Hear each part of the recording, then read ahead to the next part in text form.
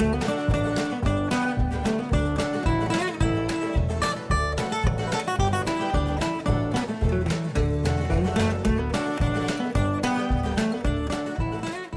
are midway between Midway and Versailles. Laura Ginter, how I'm doing is great. this operation functioning so wonderfully? I've got 10 gazillion questions I want to ask you. I'm seeing all this wonderful green stuff. That's really good. Is that okay? Yeah, that's good. What's going on here? Why is this working like this? We got fish over here. Uh-huh. We're going to talk about this in great detail.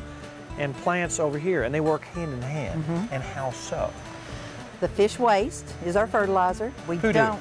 Our fish poo is our fertilizer. Yeah, we'll just put it out that way. So you can't add chemicals. If you put any chemicals, herbicides, pesticides, it hurts the fish. So this is all a natural way to fertilize stuff, so you've got a great natural flavor. But that right there, what I just tasted, was so pure, so leafy, so green, so wonderful.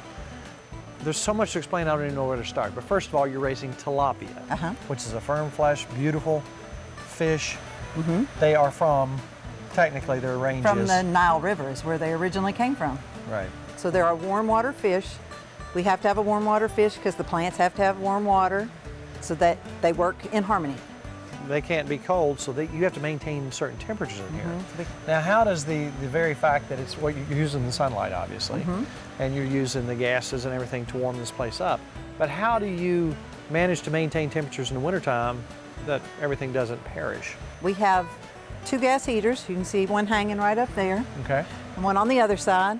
We keep it, it'll get chilly at night. It might get a little below 60, but lettuce loves 60-degree weather. But the water still stays warm, so the roots stay warm. And then the fish are happy up there. The water gets around 70 in the wintertime. And the fish slow down a little bit. They like it more 75 to 80, but they're happy. What you have here is basically fish. You pull the waste out of the water.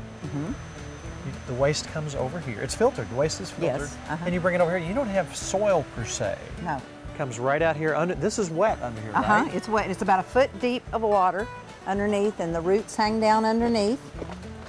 And they collect more of the dirt to clean the water before it goes back to the fish. The nutrients that the waste provides, it's just like in a traditional garden, you'll use horse manure, sheep manure, whatever, but that's a warm-blooded animal. This is a cold-blooded animal, so we're not dealing with E. coli or anything like that, which is another huge benefit. Wow.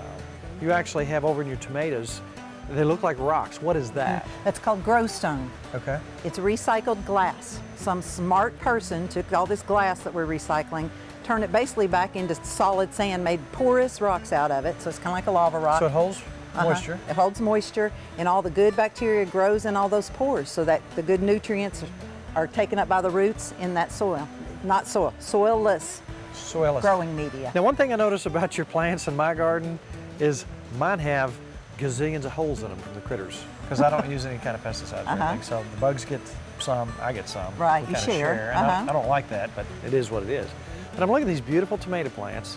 I'm looking at all sorts of green stuff, peppers. You grow cucumbers. What all do you grow out here? We have kale, Swiss chard, collards, like you said, the peppers, tomatoes, cucumbers. We have some beets growing, eggplant is growing up there, basil, herbs. We have cilantro, parsley. Need to get some dill and some other herbs growing. This was a fairly complicated process when I asked the question, how did this get started? And it was a mission trip? It was a mission trip to Haiti. Yeah. We went down there and they were starting an aquaponics system. They didn't have it built. All they had were the ribs of a greenhouse, and they needed someone to come down, commit to coming down and building it and getting it up and running.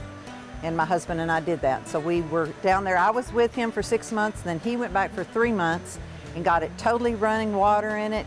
Everything was flowing when he came back, and then we handed it over to somebody else. You could pretty much support the community right here.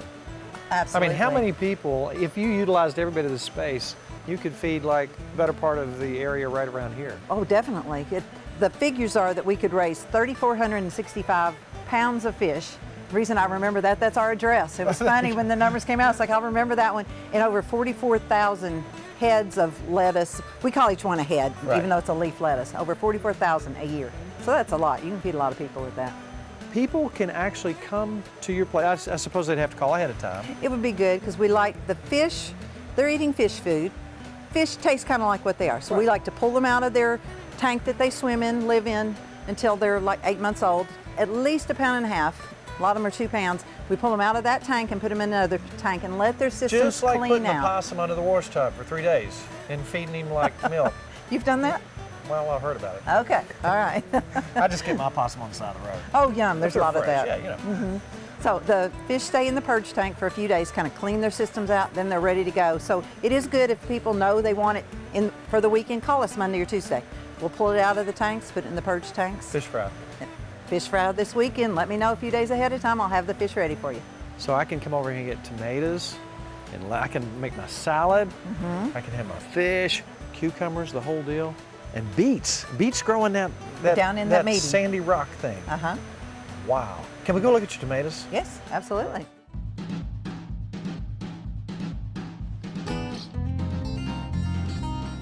Now, what's that like stalky plant right over there? Oh, the one way over there in the corner? Yeah, that one. That's collards. And the plant right closest to me is a cucumber. It's got some real nice yellow blooms on it. Is that what you were talking about? The one right next to it there. Oh, that's the collards over on the far side. They're really good. What are you doing? Green tomato. No, how am I going to make any money? I'll give you $1 for it. Oh my gosh! I just got to tell you, that's got the taste Of a real tomato. of a real tomato.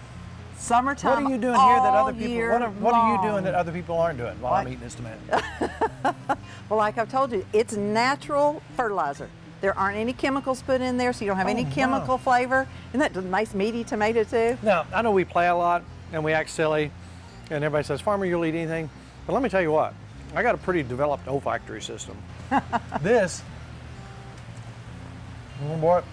No, you go ahead. I can eat them anytime I want to. Oh, Mom. Good stuff. That's the real deal. We'll come back to this interview in just a second.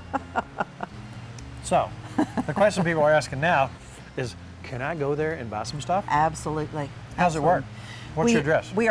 Our address is 3465 Old Frankfort Pike, Versailles. But like you said, we're halfway between Midway and Versailles, and I'm going to give a little shout out to Wallace Station down the road. We are 2/10 of a mile towards Lexington, past Wallace I think Station. that's some good grub over there. Oh, they do have some good stuff, yeah. You know, if you're going to get fish, you need to call ahead of time. And you can supply, do you have a maximum amount, minimum amount, or? We've never had anybody go over our maximum, so just give us a try. This is a beautiful thing you got going on here. Thank you. You have a new regular customer, and I hope lots of folks out there are going to see what you got going on and enjoy these things as well. Never ending supply of fried green tomatoes right here. There you go. Thank you so much. You are welcome.